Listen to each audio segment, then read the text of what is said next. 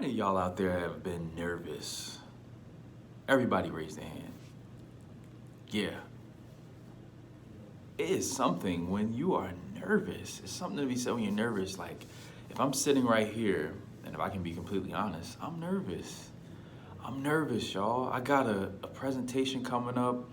I got a he said, she said, actually two he said, she said, no, I'm sorry, three he said, she said events coming up. Look at me, I'm so nervous that our nervousness can be a distraction. Our nervousness can make us feel as though we can't do anything. Our nervousness will make us justify the reason why we don't do something. There's a part of us that loves to stay inside of a box that we've created for ourselves to say, this area right here is where I operate. I operate inside of this. Anything outside of this area, once I'm outside of those bounds, now I'm outside of my comfort zone. Now I feel like I can't do it.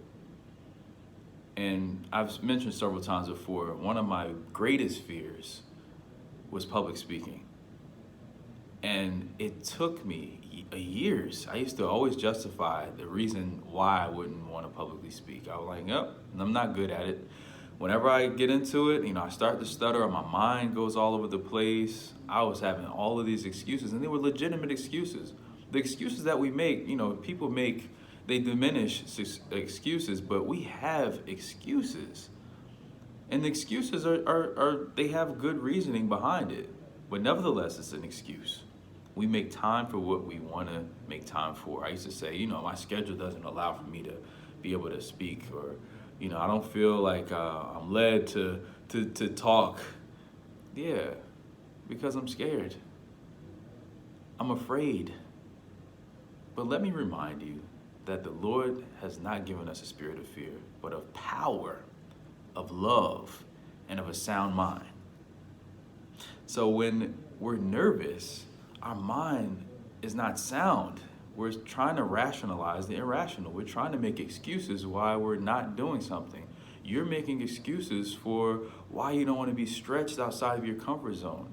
You may be a person that may be fearful of talking in front of a small group of people, and you'll make every excuse why you don't want to do it. That's not my thing. That's somebody else's thing.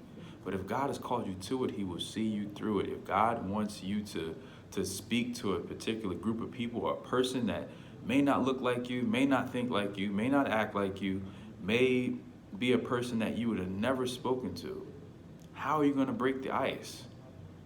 By staying in your comfort zone. You can't break the ice if you're in your comfort zone, because there's a wall that you've placed up where you can't reach the person. The person is looking at you a certain way. You're formulating an opinion about them. You're thinking that you already have planned out how this situation is going to go. How many people have planned out situations, and in those situations it didn't turn out good for you?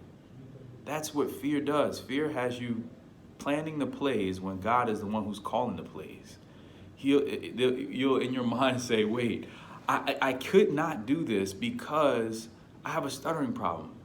I can't do this because I have a speech impediment. I can't do this because the last time I did this, this is what happened. When are we going to stop looking at the past and using the past as a template for our future?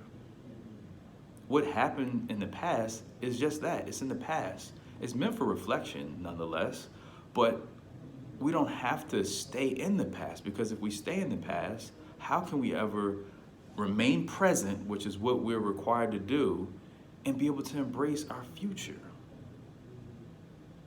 It's time for us to step outside that comfort zone and use nervousness as fuel, not use it as something that's going to hold us back. We're using it as a weight. Fear can be a weight, nervousness can be a weight, but let's use it as fuel. So right now, as I'm speaking to you right now, I'm using the nervousness to channel my thoughts and say, Lord, what is it that you want me to say? I don't make up any of this. Any of the videos that I've ever done, I've never made up. I ask at the beginning, before I hit record, Lord, what is it you want me to say?